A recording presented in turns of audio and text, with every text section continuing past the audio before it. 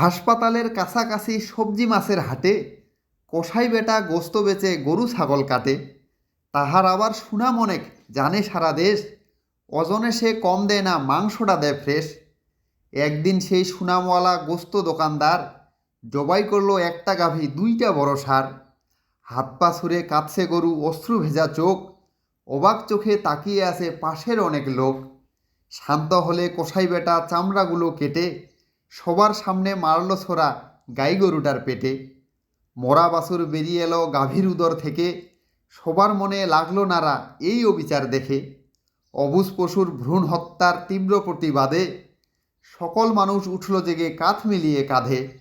সবার মুখে একই স্লোগান, এক দফা এক দাবি, জবাই করা চলবে না আর গর্ভবতী গাভী। তাহার পাশেই হাসপাতালে হচ্ছে আবার খুন, প্রতিবাদী জাগ্রত এই মানবজাতির ভ্রূণ। মানবজাতির ভ্রূণের উপর চলছে অবিচার, হয় না কোনো মিছিল মিটিং, হয় না সেমিনার। পশুদের ভ্রূণ হত্যা হলে প্রতিবাদী হই, মানুষের ভ্রূণ গুমরে কাঁদে বিপ্লবীরা কই। মানুষের ভ্রূণ হত্যা চলে স্পষ্ট দিবালোকে, নেই প্রতিবাদ, মানবতা মরছে ধুকে ধুকে।